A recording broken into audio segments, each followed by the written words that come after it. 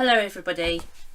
Today I would like to discuss the relationship between sex and sovereignty. Now I want to discuss this because although the political aspects of sexual relationships have been analysed to death from virtually every quarter, not much has been spoken about what I regard as the esoteric aspects of sexual relationships between men and women and how that relates to sovereignty. Now, before we get started, I have to thank my friend Annie Easton, who first introduced me to this subject. Annie is a shaman and has written 3 books to date on this subject, which I'll link to below. I would highly recommend these books for further insight into this topic, which I believe is crucial for us to understand, as I believe the disruption of the relationship between the genders is one of the most potent weapons in the globalist arsenal. I believe it is a lack of spiritual understanding of this issue which allows them to continue to use it against us with such efficacy.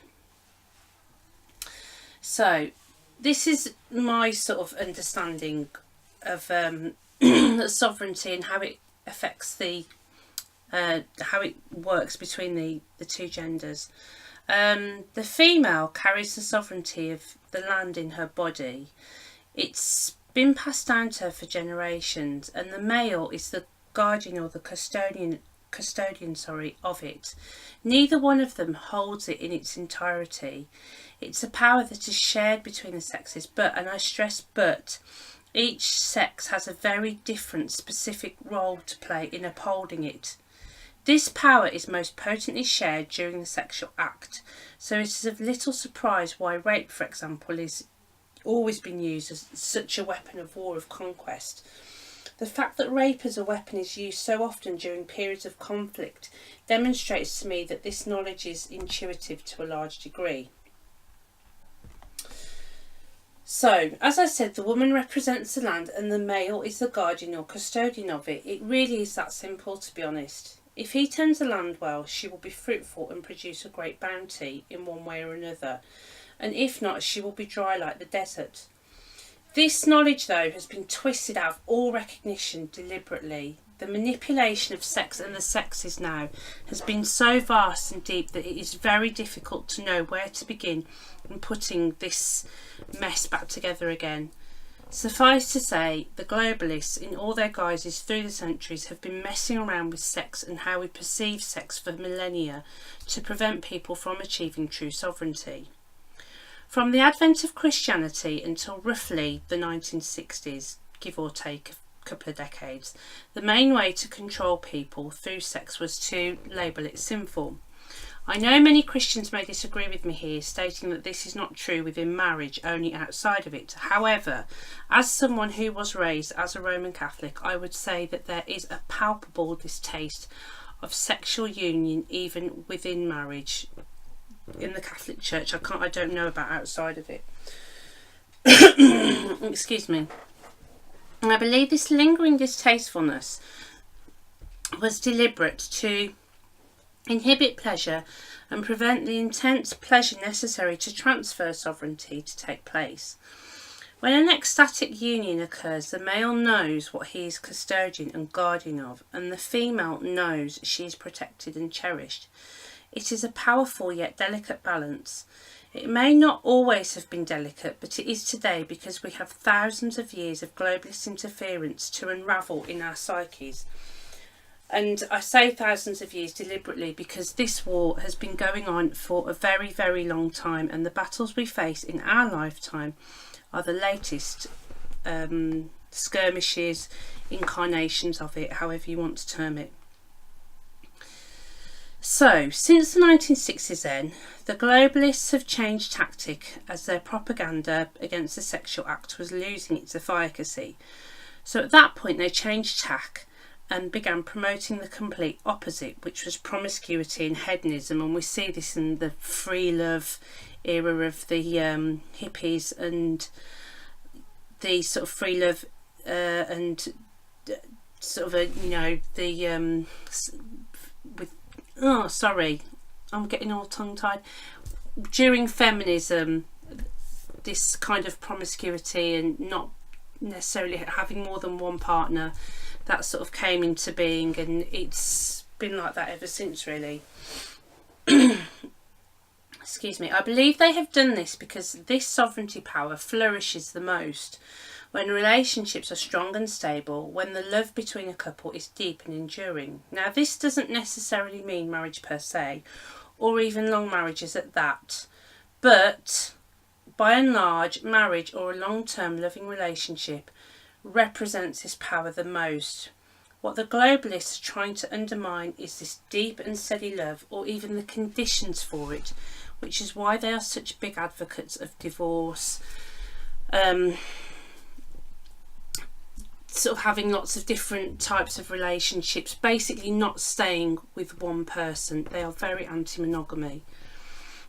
And one of the reasons they encourage divorce is because even people who have been unhappy together for a long time can sometimes find a path back to one another, and this is the kind of thing they are desperate to prevent. So I believe that's one of the reasons why, as soon as anybody's unhappy, they're like, oh, the conditioning now is, oh, split up, get divorced, that kind of thing. Another way they seek to prevent this type of deep lasting love is through the homogenisation of the genders. The polarisation of the different gender roles and the different type of body shapes and sizes is what causes the friction necessary for sexual attraction. And what I mean by that is, most women like masculine looking and acting men, and similarly most men are attracted to feminine looking and acting women, and it is that difference that creates that spark of attraction between a couple. Now, since the advent of feminism, we have seen efforts to homogenise those traditional roles and behaviours. And since the advent of feminism, we've seen study after study in the West demonstrating that people are having less and less sex than their parents or grandparents, which is what the globalists want. And I think one of the reasons that people are having less sex now, I don't think this is the entire reason, but I think one of the reasons is because there is not enough force there to create an ongoing attraction to each other, an ongoing polarisation. It's too weak. I know there's lots of other reasons as well, like porn. I'm not going to get into that, but that's just one of the factors. So whatever the globalists encourage, and through the media or pressure groups, which passes into law or culture, you can bet your bottom dollar it is their own agenda pushing it. Basically, they're pushing for their own agenda through the media and these pressure groups. This is something that they've done for years. They've set up, funded pressure groups, campaigning groups to enact social change for their own agenda. And this agenda of theirs usually involves in us surrendering our power or sovereignty in some way. These pressure groups are used to make it seem like the pressure to change is an of the people grassroots movement, and to enact what these groups advocate for is upholding sovereignty. It's not, though. It's a sleight of hand trick pulled by the elite, and it's called astroturfing. A recent example of this was how different pressure groups advertised and paid for protesters against Donald Trump during the most recent US election cycle. And what did we see? We saw, whether you like Trump or not is irrelevant. The point is, he had the American people voted for him, and that was them upholding their sovereignty. Whether you like Trump or not is not the point. Now, this technique of astroturfing has been used since the 1960s onwards. For example, many prominent feminists such as Gloria Steinem have admitted to working for the CIA either just before or during their rise to prominence. Over recent years, financiers like George Soros have been using such methods with great aplomb. His Open Society Foundation, which has fingers in many pressure group pies, is such a vehicle that pushes for social change via such groups to implement a globalist agenda. A pertinent example is the post-Brexit Remain campaign, which is basically they want to stop or water down the UK leaving the European Union.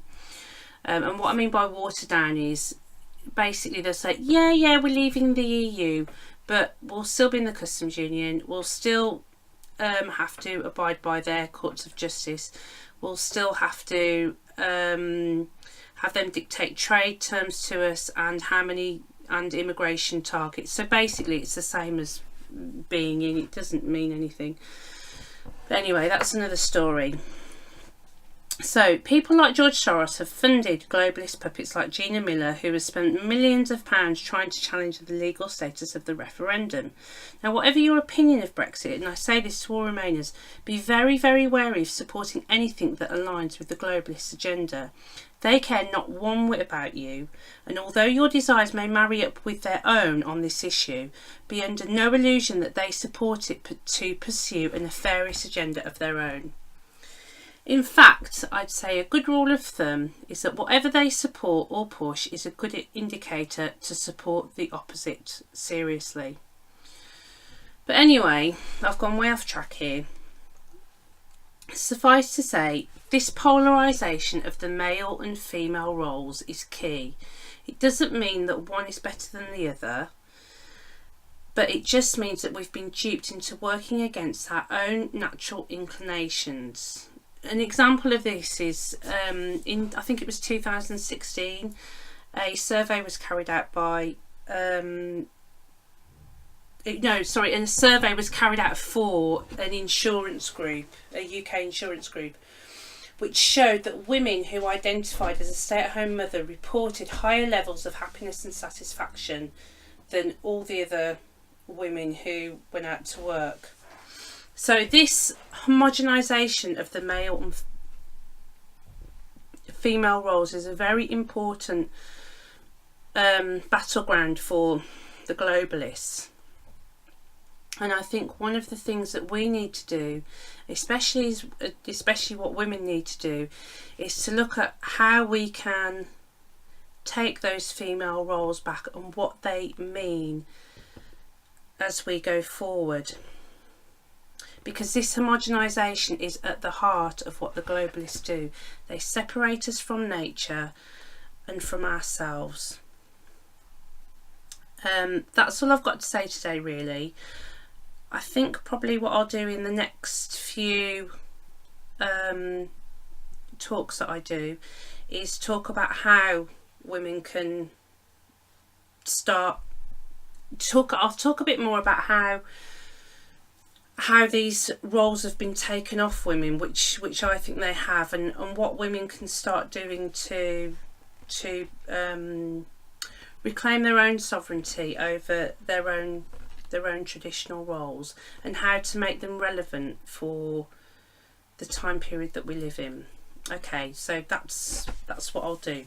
Thanks all for listening. I hope you enjoyed it. Bye.